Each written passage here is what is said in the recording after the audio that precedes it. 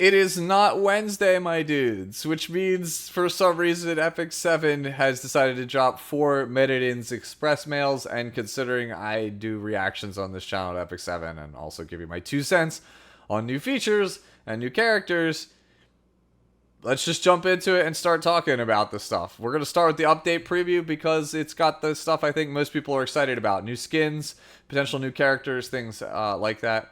So, trailer starts with Pavel and Cerise here. I don't think that these are skins or playable characters, much like with Summer Araminta in the past, or any of the other Dragon Knight girls that we had in the Summer Break Charlotte story. And my reason for that is because of actually Lulika. Lulika is the limited character this time around, and we talked about last time we had a reaction video about our hamster Violet, or our guinea pig Violet, as some of you guys have corrected me on. Lulika and Violet are probably the two main characters for this story, and we haven't seen them in over 2 years at this point. So it would make sense that if they're writing a unique story for Lulika and Violet, and we haven't seen them in a while, that we would check back in with Pavel and Cerise as well, because these were the two characters that helped Lulika and Violet and Roz defeat Faustus. So these are the characters, the heroes of essentially episode 2. So if the 4 main characters, I think the 4 central characters of episode 2's narrative, which are Pavel, Cerise, Violet, Lulika, if those characters, 2 of them show up, it makes sense to have all 4 of them show up. But again, Epic 7 making a new skin for characters in this game is essentially like making a Moonlight 5-star. It's like making a new hero. So I don't think they're going to give everyone a skin. They just have it in the past. Like Araminta, again, hasn't had one. So I think these are here largely for telling the narrative and having them be like in beach themed gear, because it just wouldn't make sense if they were like in their full attire at the beach. But I do think narratively they are going to be just NPCs. But next up we have a skin. Huh? Is it my turn? All right. We'll back that up slightly so we can see Celine here in all of her glory. As you could tell, it's a skin, and it's based entirely on the fact that she gives that line, "Huh, is it my turn?" which is her active line in Epic 7. So that suggests that this is just a skin for basically, and it is not a new unit. Notice also they didn't show an S3 animation for this actual thing. So again, it's a skin. I really do like this skin a lot. I mean, honestly, I'm pretty biased. I'll like any skin if it's a sword girl. I really like sword girls as an archetype. As generic as that actually is. So yeah, Celine. Pretty big fan of her. Fan of the ponytail. I think it looks pretty good. I don't know what it is, though, about the swimsuit. It feels, I don't know, young on her. I don't know if that's, like, the right way I want to put it. But I've always envisioned Celine as, like, Corinne's, like, older aunt that's, like, in her, like, mid to late 30s. And I don't know. I'm just sitting here, like, would somebody who's, like, 35 or 40 wear a swimsuit like this? I don't know. Maybe my perception of her age is wrong. But, yeah, it's a good swimsuit. I just don't know if it's the right swimsuit for Celine. I don't know if it's, like, something I would envision her wearing. I think I would envision her wearing something a bit different, that's all.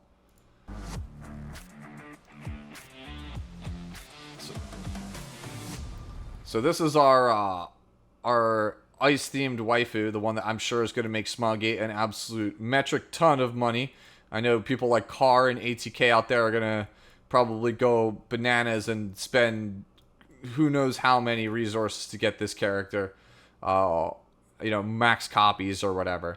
So this is still one of the most pleasant surprises of the whole year, is this character. I think she's going to be the second limited character. One of the videos that we'll take a quick peek at a little bit later describes that the summer event starts on July 6th. And it lasts 4 weeks. Banners in Epic 7 last 2 weeks, so that means Lulika is probably week 1, 2. And then whoever this ice waifu is 3, 4, right?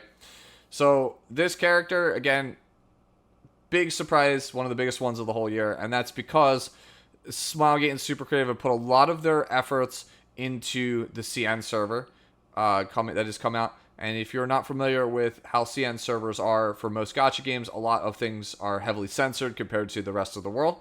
And just, CN's a big market, and people usually aren't just going to cater to some of the designs that you would see in other countries. Like, some of the stuff just doesn't fly there as well. So it was that plus the departure of Saren 199 over the whole Arya fiasco and the changes to Sylvan Sage Vivian's outfit. It kind of instilled this belief, I feel like, in myself and the player base that we were going to move away from the Lunas, from the Eufines, from the Arias. We weren't really going to see women with that shape, that silhouette in Epic 7 anymore. And then this came out of nowhere, and it was like, no, we're still going to do them. They're just going to be a lot rarer than you expect. And you know what? I'm fine with that. A lot of media, a lot of games in general have moved away from that silhouette. And again, I am okay with that. I do like the variety of it. But I do think that having like equal representation for like all body types, whether that's like, tall, small, big, wide, like whatever you want to call it, like then that applies not just to female characters, but also male characters as well. I think that is an important thing. So I think, censoring is usually not a good idea. And then like staying away from certain representations is also not super good look. Again, at least that's my opinion. That's in my eyes. So seeing this show up was, again, a pretty big surprise. And I am all for it. So next up, we go into this dude. I'm pretty pumped for this guy as well. I think this guy, for all you husbando enjoyers out there, I think this guy really needs to hit. I think if he's not a good character, that is a massive failure. So if we go over here to the Eurasia video, we could see that he is from Skagenheim, and he's in the first section of episode 5, which means that he's basically our debut character coming out of episode 5. Other debut characters have included Ran for episode 4, and I believe Shu was episode 3. And those characters hit pretty hard, right? Like, they were very, very strong characters. Shu, not so much at release, but now things have kind of gotten, right? And I think this character, again, really does need to hit. I know that gacha metrics suggest that female characters make companies more money, but I do think it's important that there are, good male characters in the game that people actually want to play. We have not had a good male character in Epic 7 in a while. The last one that I can think of on release that really hit was Last Rider Crow. I really can't think of a male character that came out at release was super good. Mort was an absolute tragedy and a failure on every single level, gameplay-wise, narrative-wise, etc. Like, only his design was good. Yeah, so again, this guy's got to hit. Mediator Quirk is probably the one I think most of you are also thinking about. He was absolutely abysmal at launch and then got buffed to be absolutely insane. So yeah, again, I really think whoever Edgelord, Edge Daddy is here, he absolutely needs to hit. He needs to be very, very good. At least in my opinion, because I want like a balanced roster, and I want like, there to be an equal amount of, waifus and husbandos, because there are a fair number of husbando enjoyers in my Discord, and I would like for them to be, to get hyped, to get excited about characters in this game, because gacha in general is predominantly usually a lot of female characters compared to males, because again, the analytics suggest that waifus just make more money. That's just the simple fact. Speaking of waifus here, we got Landy, ML Landy here.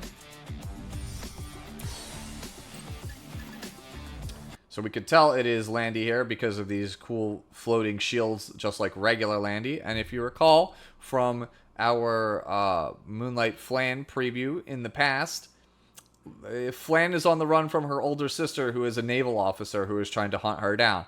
I can't really think of anything other than naval officer when I look at this design. So the fact that we have the floating shields, we have, the shoulder length cut, right? And then we have the naval officer uniform, and it's like a military-esque character. This just screams that this is Moonlight Landy, and I'm excited for it because Landy is one of my most played characters in E7 history, and right now I think in PvP she's not really all that good. She doesn't really hit. She's kind of relegated to PvE for me. So having a Landy, hopefully she's good. That'll be good in PvP. That would make me very, very happy. I've grown very fond of Landy as a character over my time playing Epic 7. Also, we got the E7 WC schedule here. You can see the preliminaries, qualifiers, tournament draw, and main matches at these specific dates. If Epic 7 is going to be streaming matches for some of these things, I will probably do a stream alongside it where I give my 2 cents and commentate on the matches as well. So if you are keen to watch something like that, I will link my Twitch down in this video's description. It's twitch.tv/IM_Sue. But yeah, that's something I'm looking forward to do. And I might have a couple of guest commentators with me on some of these streams as well, so you can kind of expect that to happen as well. So to close out this specific segment, we got to see this really cool Landy art. So again, really excited for Landy. The other thing I really want to talk about in this video is the new World Arena mode. They talked about how a lot of people struggle to get into World Arena. It's very difficult to do so. I have said it multiple times. It is incredibly difficult for new and intermediate players to get into World Arena. It's just too hard to get the heroes that you need. It's too hard to get the gear up and running. And on top of that, I talked about in my infographic video that the fighting game problem, right? People don't want to go into a queue and get absolutely floored and feel like they have no chance. They will just kind of up and quit. And if they don't have the heroes or they don't have the gear, they're going to feel like it's just not for them. Like the game is cheap, so on and so forth. But I think that this mode that they're going to introduce, this draft mode, is a huge deal. I will let them explain it, and then I'll kind of give you my 2 cents on what I think about it and why I think it's such a good change. It might be the best change for the game in years, pardon me. 드래프트 모드는 무작위로 등장하는 3명의 영웅 중 하나를 선택하며 팀을 구성하고 전투하는 새로운 방식이야. 전투에 참여한 플레이어들에겐 서로 다른 새 영웅들이 무작위로 등장하고 동시에 한 명씩 선택해가며 최종적으로 5인 팀을 구성하게 되지. 그렇다고 온 세상에 존재하는 모든 영웅이 등장하는 것은 아니야. 랭킹전 시즌의 통계를 바탕으로 가장 많이 쓰이고 있는 영웅들이 등장하거든. 그렇다면 이 메루링이 보유하지 못한 영웅들도 드래프트 모드에선 신나게 사용해볼 수 있는 거군요. 그렇지. 자기가 보유하고 있는 영웅들을 사용하는 것이 아니기 때문에 등장하는 영웅들도 이 벤투스님께서 직접 장비와 능력치를 선별하여 등록해뒀지. 현재 무투장에서 뛰어난 실력을 지닌 실제 투사들의 장비와 능력치를 참고하여 만든 녀석들인 만큼 이 녀석들의 실력은 걱정할 필요가 전혀 없다고. 이야기만 들어도 벌써부터 기대가 되는걸요. 이런 결투 방식이라면 저도 충분히 싸워볼만 하겠어요. Alright, so that's basically the breakdown. You will go into a match. You will be given 3 random characters. You get to pick one, and then both of you essentially reveal the characters at the same time. And then based on what your opponent has already taken in the slot, 3 new heroes will be taken, and you have to choose one based on what you see that you've already taken and what your opponent has taken. I think that's phenomenal. If you've ever played any card game before, this is essentially the limited format, and that makes me really, really happy. So in card games, we have constructed formats, which is you go home, you construct your deck, it has a strategy that you're trying to employ, it has the cards that you want to play, so on and so forth. You bring it to your local store or a tournament, and then you play that deck and see how well you could do against the other players, see how you stack up. That's constructed. Limited is, I have nothing, I show up to the store or the tournament, or I go over to my friend's house, and we go, oh, yo, you want to draft, or which is a form of limited. We want to play like sealed or something. And it's like, we agree, oh, we're going to each buy 6 packs of cards, and we're going to crack them, and whatever cards we have to build the deck out of that. That is a limited format. It stands for limited resources. You don't have access to all the stuff. You're essentially getting, it's testing your ability as a player to recognize patterns in what your opponent is drafting and build something accordingly. And given the limited pile of things you have, how can you make the best of it? And I think that this is just such a good format because essentially players who don't have access to anything can get into the game. Limited is one of the best ways to learn the fundamentals of the game, to learn the ins and outs, the strategies and things like that, what your weaknesses are as a player without too much pressure because you don't need to buy hundreds of dollars worth of cards in order to get into it. Or in this case, you don't have to spend hundreds or thousands of dollars on equipment and characters to get into the fun part of the game. You could start playing the game right away and start learning the ins and outs of it. So it's good to get into the game. It's good practice for you to get into the game. And it's also good at testing your unit evaluation. Again, I do a lot of the videos that cover new characters and my impressions on them and things like that. And I'm usually, not always, but usually pretty favorable towards them because I'm looking for those niche applications, the things that maybe other people are not looking for. And that's a skill I've developed over years playing limited in card games, because certain things might not seem super good, but they actually might be really, really good. I actually applaud them, by the way, for using Mui here. Is the example graphic. Mui is a character that is not really played a lot on ladder, but is a character that is pretty decent when we actually looked at the buffs, but just again, no one's really playing the character. And it's important for you to recognize if Mui is one of your three options, what does Mui do? How does she interact with the game state? And is she actually super good here? And if she is super good and you start to see that you have a lot of success playing draft mode with Mui, then maybe Mui is actually a really, really good character, and you should consider building one and actually using it on the real ladder. So not only does it help you learn what characters do, learn the spots that they're good in, it lets you kind of decipher characters that are underrepresented or underplayed compared to how good they actually are, because not everyone has the gear or the Malagoras to invest in non-proven winners. It's one of the biggest hangups with this game, because gear is so hard to get because of unequipped cost, because of Malagora, and because of how large the roster is. There's no way that everybody can just know what is the best option at all times. And this mode will really help, I think, the player base start to understand some of those diamonds in the rough. To give you an example, I played the Naruto Shippuden card game a long, long time ago. And my friends and I used to play limited when we were, not playing in constructed tournaments. And I remember this card came out, Shikamaru Quick Wit, and he was considered very bad by the community. Nobody really wanted to play him because there were other Shikamarus that were better. There were other things that you could do that were better than this character, or at least that's what was perceived. But through playing a lot of limited with my friends, we all started to realize very quickly, Quick Wit is actually an insane card. Like, he's very, very good, and he's very underplayed. And so one year for Nationals, I put him in my deck. And that was the first time I ever topped a national event for any card game in my life. And it was because of all that limited play. I recognized that this character was strong and it was underplayed. And I would never have figured that out if I hadn't drafted the game so much.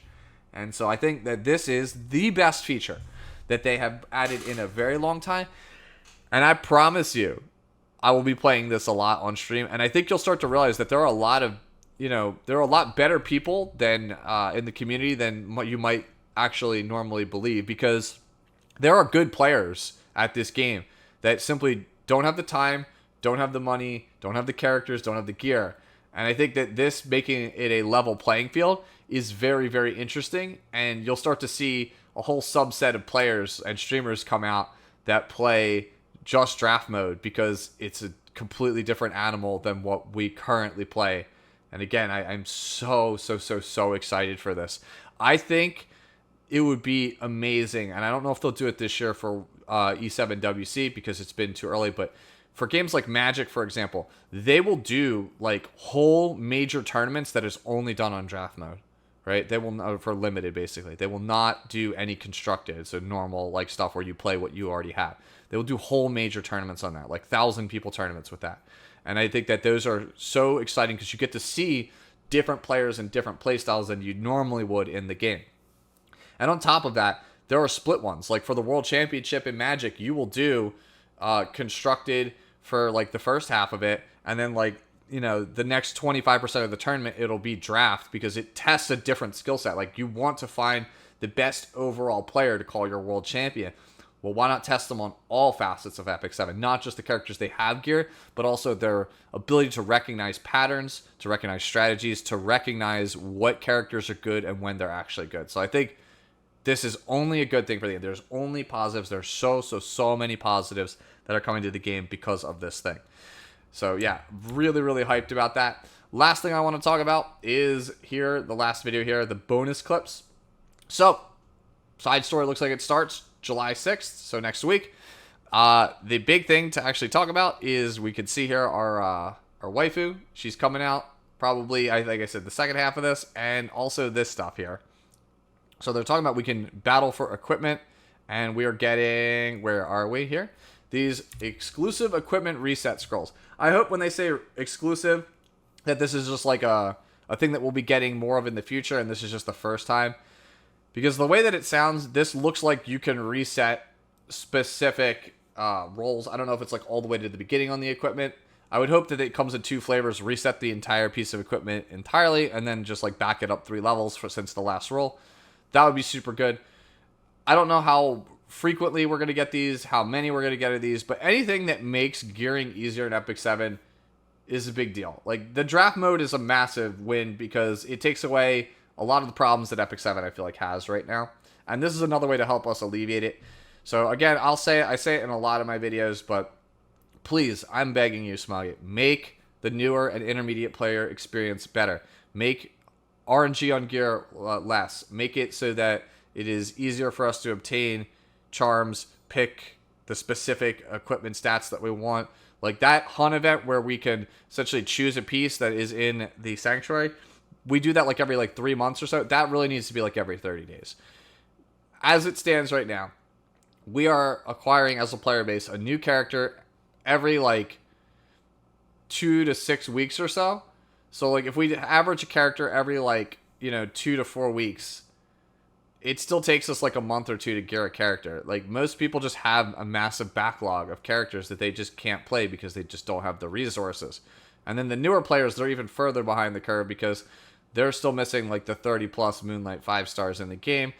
And it's simply just too difficult to get all of those because a lot of the Moonlight 5 stars are the ones that you kind of need to get into RTA. So unless we do something, we fundamentally make it easier to gear characters and to make it so that we can acquire characters in a meaningful fashion, I just don't think players will ever actually catch up in the game.